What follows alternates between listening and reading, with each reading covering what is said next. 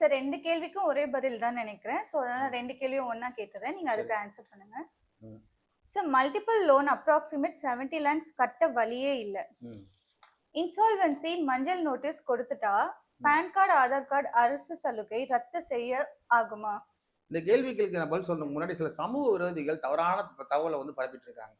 ஏன்னா, இவங்கெல்லாம் வந்து சினிமா மட்டுமே பார்த்து நிஜ வாழ்க்கைக்கு எதுவும் ரியல் வாழ்க்கை எது அப்படின்றத அவங்க புரிஞ்சுக்க முடியாத ஒருத்தர் தான் இந்த மாதிரி சொல்லிக்கிட்டு இருக்காங்க. இன்சால்வென்சின்ற டாபிக் வரும்போது குடுத்துட்டாக்கா அவங்க பான் கார்டு ரத்தாயிரும். உங்களுக்கு அரசாங்கம் முழுவதும் ஒதுக்கி வச்சுருவாங்க. மாசமான இவ்வளோ பணத்த நீங்க கட்டிடணும். இந்த மாரி நெறைய வந்து இந்த மாரி தவறான தகவல வந்து சொல்லிக்கிட்டு இருக்காங்க. இது முற்றிலும் வந்து ஒரு தவறான தகவல் இன்சால்வென்சின்றது. இப்போ கேள்விய பொறுத்தவரைக்கும் ஒரு ரூ. 70,00,000 நாங்க வாங்கியிருக்கோம். ரூ. 80,00,000 வாங்கியிருக்கோம். இது எங்களால கட்டவே முடியாதுன்ற நிலைமைக்கு வர்றவங்க தாராளமா இன்சால்வென்சி அதாவது அவங்க 3 நகரத்துக்குள்ள இருந்தாங்கன்னா 2 சட்டம் தான். ஒண்ணு வந்து ப்ராவின்சியல், இன்னொன்னு வந்து பிரசிடென்சியல். இந்த 2 சட்டமும் வந்து கிட்டத்தட்ட 125 வருஷத்துக்கு முன்னாடி போடப்பட்ட சட்டம் இன்னும் அமல்ல இருக்கு. இத முதல்ல சொல்லிடுறேன். எல்லா அட்வொகேட்டுக்கும் நான் சொல்லிடுறேன். ரெஃபரன்ஸ் நீங்க செக் பண்ணி பாருங்க. முதல்ல இன்சால்வென்சின்னு ஒண்ணு இல்லன்னு சொல்றவங்களுக்கு பதில். என்ன பதில்னா, ஐபிசி.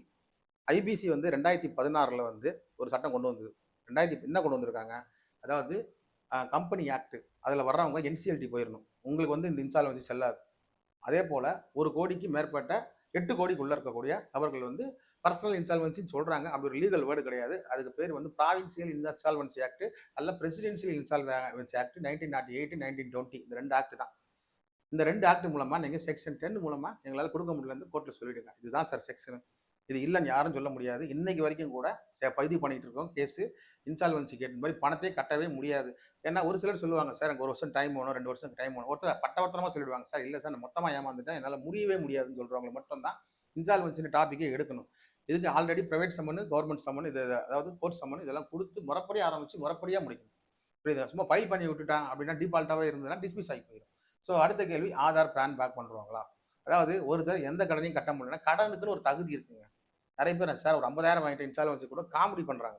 ஒரு 50,000 வாங்கிட்டேன், நான் ஒரு 2,00,000 வாங்கிட்டேன் அப்படின்னு. அதெல்லாம் வந்து நீங்க இதெல்லாம் விளையாட்டா எடுத்துக்க கூடாது. இன்சால்வென்சின்னு வந்துட்டாலே அதீத கடன் தான் அங்க சொல்லப்படக்கூடிய ஒரு வார்த்தை. ரொம்ப அதீத கடன். இதுக்கு மேல கட்டவே முடியாது. என்கிட்ட எதுவுமே இல்ல. சார் என்கிட்ட எந்த பொருளும் கிடையாது சார். என்கிட்ட வந்து இவ்வளவு லோனை வாங்கிட்டேன். இவ்வளவு பேர்ட்ட கடன் வாங்கிட்டேன். நான் இப்போ தலைமறைவா இருக்கேன். அவங்க சொல்றதுக்கு மட்டும் தான் இந்த டாபிக் செல்லும். அது இல்லாம வீடு வச்சுக்கிறவங்க, அதே மாதிரி சொத்துல பங்கு இருக்கிறவங்க, ஷேர் மார்க்கெட்ல இன்சூரன்ஸ் பண்ணியிருக்கிறவங்க, ஃபிக்ஸட் டெபாசிட் போட்டு வச்சிருக்கவங்க, பேங்க்ல நிறைய நகையை அடமானம் வச்சுக்கிறவங்கலாம் செல்லாது. அதெல்லாம் முடிச்சுக்கிட்டு தான் அந்த பக்கமே வரணும், டாபிக்கே வரணும். தெளிவான பதில், இன்சால்வென்சி இல்லை என்று சொல்பவருக்கு ஐபிசி 2016 நரேந்திர மோடி ஆட்சியில் கொண்டு வந்த சட்டத்தை திருத்த கொண்டு வந்திருக்காங்க. அப்புறம் எதுக்காக திருத்தம் கொண்டு வந்தோம் அதுக்கும் சொல்லிடுறேன். இப்போ இன்சால்வென்சி ஏனோ தானு கொடுத்து விட்டுறாங்க. ஒரு 8 கோடி 10 கோடி 20 கோடி அப்படின்னு அதாவது யாரெல்லாம் கொடுக்கணும்ன்றது சொன்னு வந்துட்டாங்க. ப்ரொப்ரைட்டர்ஷிப் வச்சுக்கிறவங்க கொடுக்கலாம். கம்பெனி ஆக்ட பண்றவங்க கொடுக்க முடியாது. அவங்க வந்து என்சிஎல்டி தான் போகணும். நேஷனல் கம்பெனி லா ட்ரிபியூனல்ல தான் போக முடியும். உதாரணத்துக்கு எனக்கு தெரிஞ்சு வந்து மில்க்னு ஒரு கம்பெனி. அந்த கம்பெனி வந்து ஸ்டேட் பேங்க்ல வந்து ஒரு 5 கோடி ரூபா வாங்கியிருக்காங்க. நிலத்தை அடமானம் வச்சு மொத்தமா 25 கோடி ஒர்த்து. இப்போ நடத்த முடியாம என்ன பண்ணிட்டாங்கன்னா, பேங்கே போயிடுச்சு. ஒரு டியூவை கட்டலன்னு உடனே பேங்கே இன்சால்வென்சி போயிட்டாங்க. புரியுதுங்களா? இங்க வந்து பாத்தீங்கன்னா கிரெடிட்டர், டெப்டர் இருக்காங்க. Debtor petition, creditor. கிரெடிட்டரே வந்து போயிட்டாரு. எங்க கோர்ட்டுக்கு போயிட்டு பேங்க்கே டேக் ஓவர் பண்ணிக்கிட்டாங்க. இந்த பால் நிறுவனம் பத்தி State Bank of India take over பண்ணி நடத்துது. இது இன்சால்வென்சி. அதுக்கு ஒரு லிக்விடேஷன் ஆஃபீஸரை போட்டு கலெக்ட் பண்ணுவாங்க. கலெக்ட் பண்ணி யார் இந்த கம்பெனி டேக் ஓவர் பண்றாங்களோ அவங்களுக்கு திருப்பி அந்த கடனை கொடுத்துருவாங்க. இது கம்பெனி ஆக்ட்ல இருக்கிறது. ஆனால் ப்ரொப்ரைட்டர்ஷிப் அவர் வந்து ஜிஎஸ்டி எல்லாம் கட்டி டின்னு வச்சிருந்து அவருக்கு ப்ராப்பரா நடத்தினா கூட ப்ரொப்ரைட்டர்ஷிப் வந்துடுறாரு. ப்ரொப்ரைட்டர்ஷிப், பார்ட்னர்ஷிப் இதெல்லாம் தனி. தனி மனுஷனா வாங்கியிருக்க கடன். செக் கொடுத்து வாங்கியிருப்பாரு, கைமொத்தம் வாங்கியிருப்பாரு, அப்புறம் அக்கௌண்ட் ட்ரான்ஸ்ஃபர் பண்ணி வாங்கியிருப்பாரு. இதெல்லாம் தனி. இந்த மாதிரி தனிமைப்பட்ட முறையில் ப்ரொப்ரைட்டர்ஷிப்ல வாங்குறது தனி. அதுக்கு 2 சட்டம் இருக்கு. இப்போ என்ன ஆச்சு? ஏன்னா தானே கேஸ் போட முடியாது.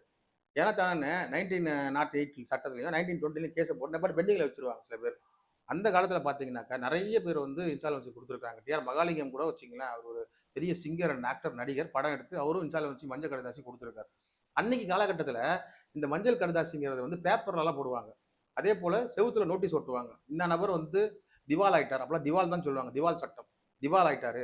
அந்த திவாலா நபர் கூட யாரு கூட சவகாசம் வச்சுக்க கூடாது, பணப்புழக்கம் இருக்கக்கூடாதுன்னு நோட்டீஸ்ல போடுவாங்க. அப்போ அந்த மாதிரி ப்ராசஸை இப்போ கட் பண்ணிட்டாங்க. ஏன்னா அது ஒரு தனி மனுஷனோட உரிமையில தலையிடுற மாதிரி இருக்குன்னு இப்போ எந்த செஞ்சாலும் வந்து கொடுத்தா பெரும் ரகசியமா வச்சுக்கிறாங்க, யாருக்குமே தெரியாது. அதே போல ராஜஸ்தான் கோர்ட்ல ஒரு விஷயம் நடந்தது. அதாவது இன்சால்வன்சி கொடுத்த நபர் வந்து நிறைய கடனை வாங்கிட்டு கடைசியில் கடனை கொடுக்க முடியாதுன்னு போயிட்டு அவருக்கு இன்சால்வன்சி போடும்போது எதிர்த்தரப்புக்கு அவங்களும் கோர்ட்டில் ஒரே சமயத்தில் வாய்தா போட்டதுனால 2 பேரும் முட்டிக்கிட்டு ஒரு பெரிய கலவரமாக ஆகி போச்சு. அதனால தான் இப்போதைக்கு இன்சால்வன்சி கொடுக்குறவங்க யாராக இருந்தாலும் சரி, அவங்க கொஞ்சம் பேஸ் பண்ணுமா, கொஞ்சம் பேஸ் பண்ணுமா. அப்போ கடைசியில் அந்த ராஜஸ்தான் பிரச்சனை பெரிய பிரச்சனையாயிடுச்சு. ஏன்னா இன்சால்வன்சி கொடுத்த 2 நபர்களுக்குள்ள கலவரம் வந்துருச்சு இருவேறு பிரிவினர்கிட்ட.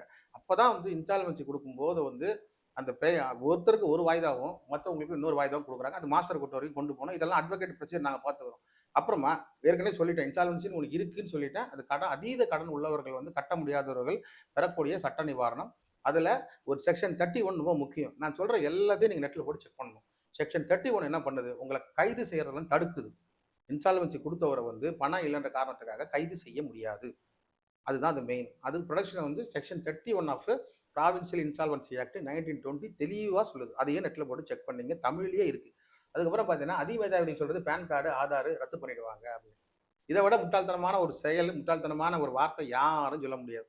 பேன் கார்டுன்றது என்ன, உங்களோட ஃபினான்சியல் ஸ்டேட்டஸ் சொல்லக்கூடிய ஒரு அட்டை. ஆதார் கார்டுங்கிறது உங்களோட ஐடென்டிட்டி, உங்களோட ஆதார், உங்களோட அதிகாரம் எல்லாமே. அதை ரத்து பண்ணிட்டா என்ன அர்த்தம், ஒன்று இந்த நாட்டு குடிமகன் நீங்கள் இல்லைன்னு அர்த்தமாகுது, இல்லைன்னா உங்களை நாடு கடத்திடணும். நாடு கடத்துற அளவுக்கு நீங்கள் ஒன்றும் பண்ணல, கடன் தான் வாங்கியிருக்கிறீங்க.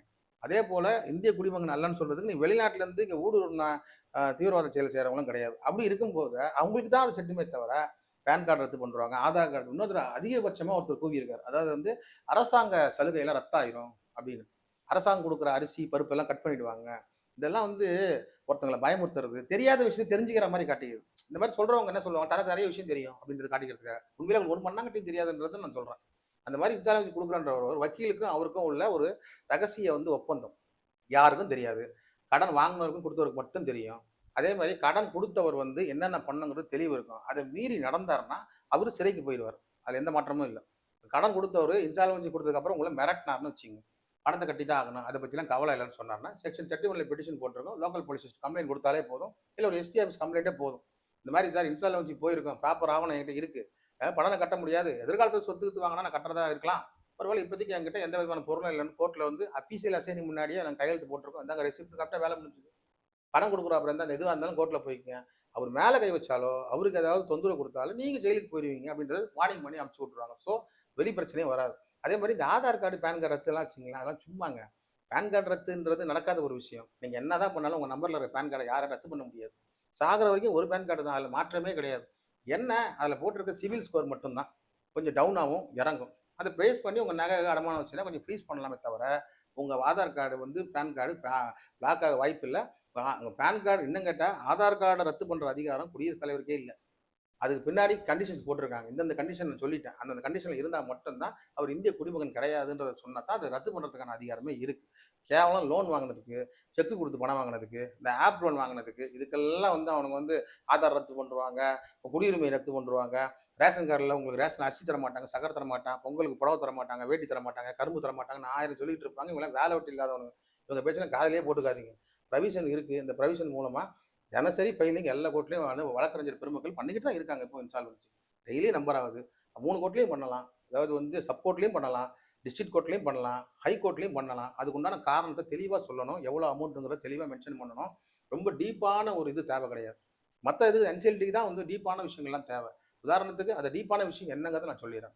இப்போது அதுக்கு உண்டான ஆதாரத்தோட சொல்கிறேன், எல்லாத்தையுமே ஆதாரத்தோட தான் சொல்கிறேன். நீங்கள் நெட்டில் போட்டு தான் செக் பண்ணிக்கிறேன். சமீபத்தில் பார்த்தீங்கன்னா போன வருஷம் தண்டபாணி ஐயா வந்து ஜட்ஜ் ஐயா ஒரு தீர்ப்பு கொடுத்தாரு.